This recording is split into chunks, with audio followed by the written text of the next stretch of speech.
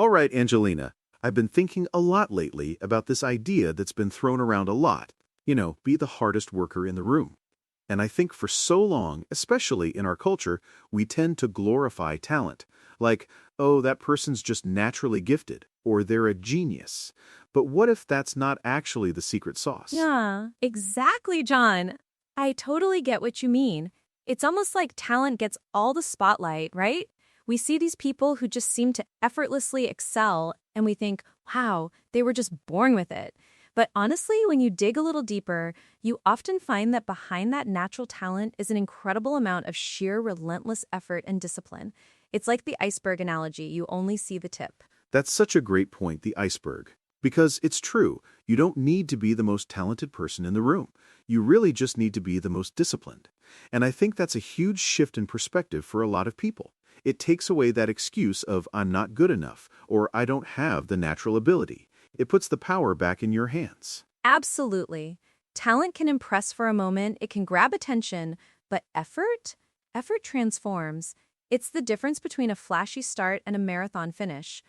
When I think about the truly successful people I admire, it's rarely just their initial brilliance that stands out. It's their consistent application, their willingness to show up day after day, year after year. Yeah, and showing up is such a key part of it. What does that even mean, being the hardest worker in the room? Is it just about working the longest hours? Because I don't think that's necessarily it. For me, it's about showing up early, staying focused, and giving full effort even when literally no one is watching. That last part, when no one is watching, I think that's where the real magic happens. Oh, absolutely. The unseen work is the bedrock. It's not about performing for an audience, it's about the internal drive to push yourself. It's those extra reps at the gym when you're tired, the late night research when everyone else is asleep, the meticulous review of your work, even if it's good enough. That's discipline turning ordinary ability into extraordinary results. It's the secret ingredient. That's it. It's not just about quantity of hours, it's about the quality and intentionality of those hours. Working hard isn't about exhaustion, it's about intention. Are you using your time wisely? Are you genuinely trying to improve daily? Are you refusing to cut corners, even on the smallest tasks? Because those small, consistent refusals to cut corners compound over time. Exactly. Discipline isn't this external force that pushes you, it's an internal engine. Disciplined people don't wait to be pushed, they push themselves. They set the standard for themselves and then they strive to meet it, or even better, exceed it. It's that self-starter mentality that really differentiates them. They don't need a manager breathing down their neck. Man, that's so true. I've seen it time and time again. When challenges inevitably appear, because they always do, right? The hardest workers, they don't complain. They don't throw their hands up and say, oh, this is too hard. They adapt, they learn, they keep going. While others slow down or get discouraged, these disciplined minds actually lean in and just do the work. They see it as an opportunity to grow, not a roadblock. And that adaptability is crucial. It's not just about grinding through the same thing harder, it's about being smart about how you grind and being willing to adjust your approach when something isn't working. It's that resilience coupled with the effort that makes them so formidable.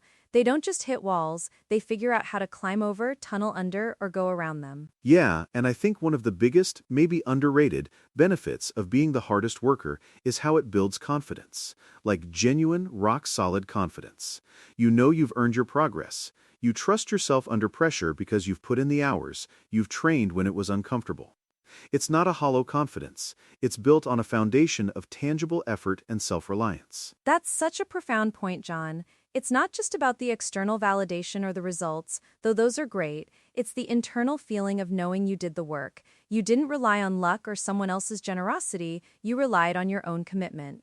That self-trust is invaluable. It's like, I got myself into this, and I can get myself out of it because I know how to work. Exactly. And that self-trust, that confidence, I think it actually attracts more opportunities. Because let's be real, success respects effort.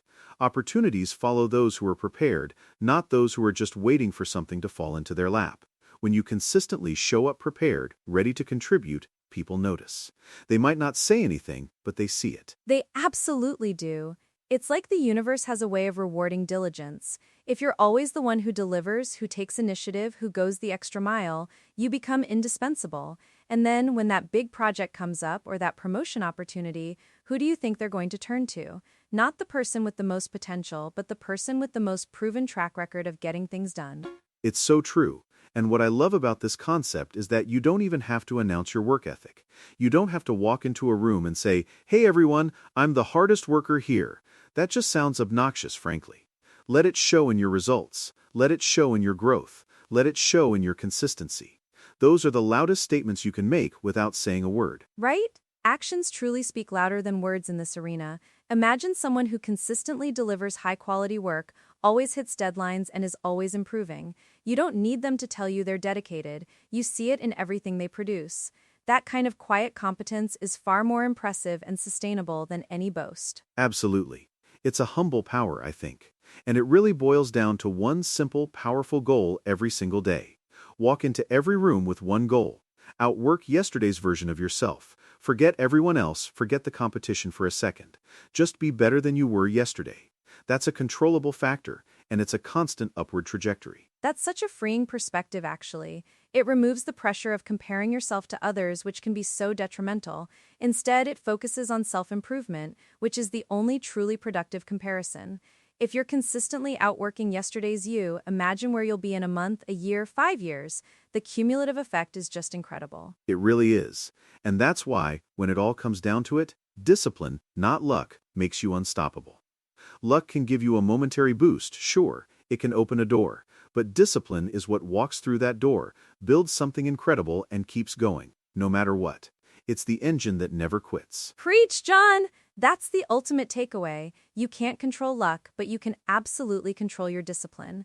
You can control how hard you work, how focused you are, and how consistently you show up. And in the long run, those controllable factors are what truly dictate your success and your ability to overcome anything. It's empowering to know that. It absolutely is. So, for anyone listening today, think about where you can apply a little more discipline. Where can you outwork yesterday's version of yourself? Because that's where the real magic happens. That's where you become truly unstoppable. I couldn't agree more. Let that be your mantra. Focus on the effort, focus on the consistency, and watch how everything else starts to fall into place. Thanks for joining us for this inspiring conversation, everyone. We hope it gives you that extra push.